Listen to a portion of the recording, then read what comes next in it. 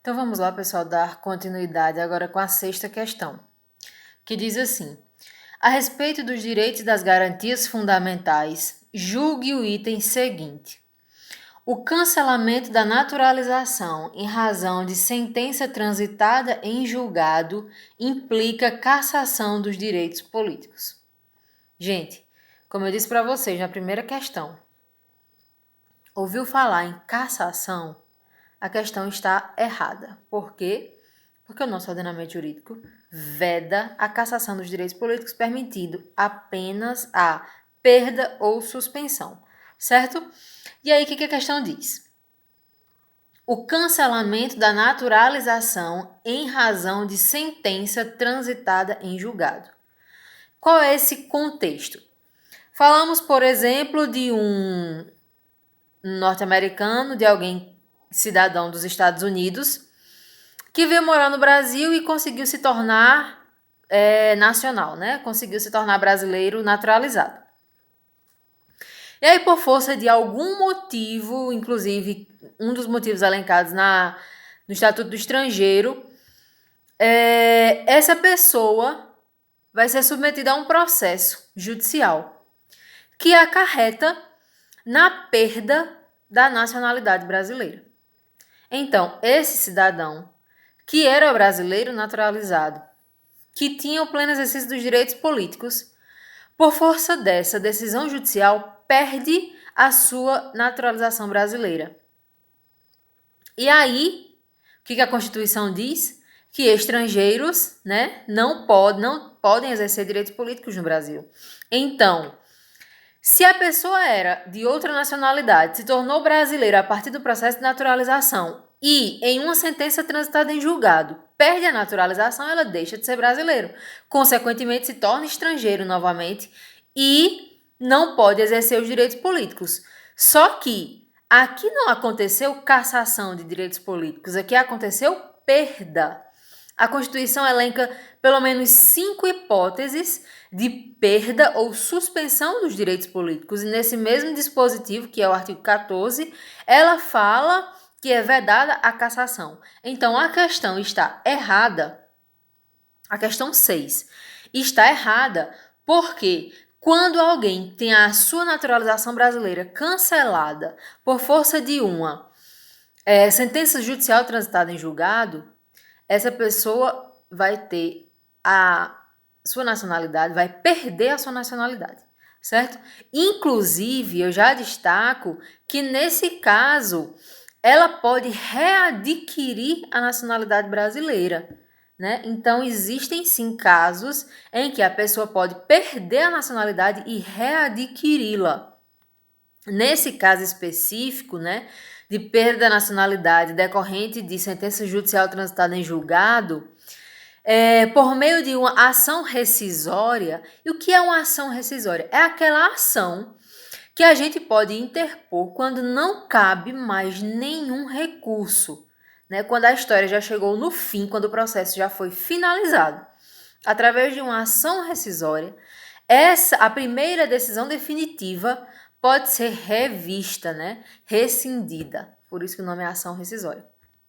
E aí, nesse caso, se a decisão que declarou a perda da nacionalidade brasileira for rescindida por meio de ação rescisória, aí sim a pessoa pode readquirir a nacionalidade e, consequentemente, se alistar novamente para que possa exercer os seus direitos políticos. Então, questão 6, errada. Sétima questão. A respeito dos direitos e das garantias fundamentais, julgue o item seguinte. O analfabeto não pode realizar alistamento eleitoral e, por essa razão, também não pode concorrer a cargo eletivo. A questão está parcialmente certa. Por quê? De fato, os analfabetos não podem concorrer a cargo eletivo porque eles são inelegíveis, como bem dispõe o artigo 14, parágrafo 1º, inciso 2, a linha A da Constituição.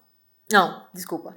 O artigo 14, parágrafo 4º, diz que eles são inelegíveis. O artigo 14, parágrafo 1º, inciso 2A, diz que eles podem se alistar, mas que esse alistamento é facultativo. Então, a sétima questão está errada, porque ela diz que o analfabeto não pode realizar o alistamento.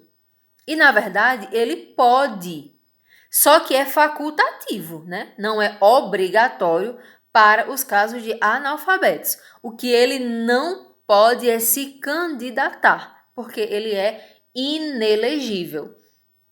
Então, analisando a questão no todo, ela está errada, certo? Mas não se confundam. O analfabeto pode votar. Perdão, gente, porque aqui tá meio frio, meio chuvoso o tempo e tem uns besouros aqui me incomodando. Mas, voltando à questão, os analfabetos, eles podem sim votar, eles podem sim se alistar. O que eles não podem é se candidatar porque são inelegíveis. Então, questão sétima, errada. Oitava questão. A perda ou a suspensão dos direitos políticos do eleitor ocorrerá se: letra A, sua naturalização for cancelada por sentença transitada em julgado. Gente, isso é o que diz o artigo 15, inciso 1. Ele fala exatamente sobre esse caso de cancelamento da naturalização por sentença transitada em julgado. E aí nós temos sim um caso de perda. Atentem para o fato de que o artigo 15 ele traz no caput casos de perda ou suspensão da nacionalidade e traz 5 incisos. Só que ele não especifica quais daqueles casos são de perda e quais são de suspensão. Mas aí, pela lógica, dá para a gente conseguir fazer essa diferenciação entre quando será perda e quando será suspensão. Por exemplo, cancelamento de naturalização por sentença transitada em julgado. A pessoa deixa de ser brasileira. Consequentemente, ela perde os direitos políticos, porque estrangeiros não têm direitos, não podem exercer direitos políticos no Brasil. Mas aí quando você pega incapacidade civil absoluta, que é o inciso 2. Aqui não é caso de perda, aqui já seria um caso de suspensão. Diferente, por exemplo, de igual modo, seria também o inciso 3, que fala de condenação criminal transitada em julgado enquanto durarem seus efeitos. Aqui também é caso de suspensão. E ainda o inciso 5 do artigo 15, que fala dos casos de improbidade administrativa cometidos nos termos do artigo 37. E aí, nesses casos, nós temos suspensão dos direitos políticos. Tá, então, os demais casos seriam perda. Exatamente. Quando ele fala de recusa em cumprir obrigação legal a todos imposta ou prestação alternativa, aqui a gente está falando de perda da nacionalidade. Vejam que não é só se recusar a cumprir a obrigação, certo? Mas além de se recusar a cumprir a obrigação, se recusar também a cumprir a prestação alternativa determinada. Então, aqui a gente tem um caso de perda. E podemos ainda falar de um outro inciso por questões lógicas, né? Que não está aqui, mas que poderia muito bem ter sido incluído. Que seria o caso de perda da nacionalidade por brasileiros que adquiriram outra nacionalidade. Então, são os casos de renúncia à nacionalidade brasileira, né? E aí, obviamente, eu renunciei à nacionalidade brasileira e me tornei cidadã dos Estados Unidos da América. Consequentemente, deixei de ser brasileira e perdi os meus direitos políticos. Então, poderia ser inserido esse caso, né? De perda da nacionalidade brasileira decorrente de aquisição de outra nacionalidade. Então, a questão, ela fala, na letra A, ocorrerá perda ou suspensão se a naturalização for cancelada por sentença transitada em julgado, certo?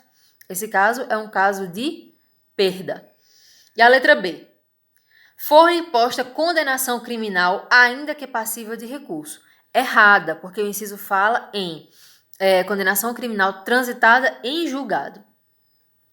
Letra C, completar 70 anos de idade. Errada. A Constituição não fala nada sobre perda da nacionalidade para quem tem mais de 70 anos. Ali, o voto passa a ser facultativo, mas não se fala de perda ou suspensão de direitos políticos. Falei nacionalidade, né? Desculpa, direitos políticos. Letra D. Ele completar 80 anos de idade, mesma coisa, tem nada a ver com perder. E letra E, sobrevier-lhe por qualquer motivo incapacidade civil relativa. O dispositivo fala em incapacidade civil absoluta. Esse seria um dos casos de suspensão da nacionalidade. Casos de incapacidade civil relativa não ocorre nem perda nem suspensão da nacionalidade. Então, 8ª questão, letra A. Sua naturalização for cancelada por sentença transitada em julgado. 9ª questão.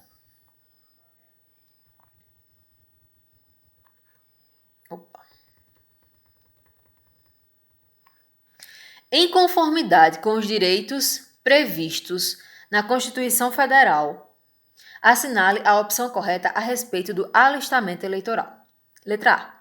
Durante o período do serviço militar obrigatório, o alistamento eleitoral é facultativo para os conscritos. Gente, não. Né? O alistamento eleitoral, ele não é permitido tanto para estrangeiros quanto para os conscritos durante as suas atividades. Certo? Vamos ler aqui o que diz o artigo 14, parágrafo 2º. Diz o seguinte: não podem alistar-se como eleitores os estrangeiros e, durante o período do serviço militar obrigatório, os conscritos. Então, a questão está errada porque está dizendo que, para os conscritos, durante o período do serviço militar obrigatório, o alistamento é facultativo. E, na verdade, ele não é permitido. Letra B. O alistamento eleitoral é obrigatório para todos os brasileiros natos maiores de 18 anos de idade, independente da escolaridade. Questão errada, porque nós já sabemos que para os analfabetos o alistamento eleitoral ele é facultativo. Então, quando ele coloca independente da escolaridade, a questão torna-se incorreta. Letra C. Um cidadão pode preencher os requisitos para o alistamento eleitoral e ser inelegível como candidato. Certo. Por que está certo? Esse é um caso que pode ser muito bem ilustrado exatamente com os analfabetos. Por quê? Porque os analfabetos preenchem os requisitos para o alistamento eleitoral, né? É facultativo, mas eles podem se alistar. No entanto, eles são inelegíveis. Então, eles preenchem os requisitos para o alistamento eleitoral e são inelegíveis como candidatos. Então, questão correta. Pode sim acontecer este caso. É exatamente o caso dos analfabetos. Letra D. O alistamento eleitoral é facultativo para os estrangeiros residentes no Brasil. Não. O alistamento eleitoral não é permitido para os estrangeiros e para os conscritos. Então, 9ª questão, resposta correta, letra C. 10ª questão. No texto constitucional, os direitos políticos estão vinculados ao exercício da soberania popular, restritos, portanto, aos direitos de votar e ser votado. Gente, essa questão está errada. Por quê? Porque nós podemos ver no caput do artigo 14, que diz o seguinte: a soberania popular será exercida pelo sufrágio universal e pelo voto direto e secreto, com igual valor para todos e nos termos de lei, mediante plebiscito, referendo e iniciativa popular. Então, nós não podemos limitar o exercício da soberania popular ao direito de votar e ser votado, certo? Porque o próprio artigo 14 da Constituição abrange mais essa perspectiva. Então, questão errada.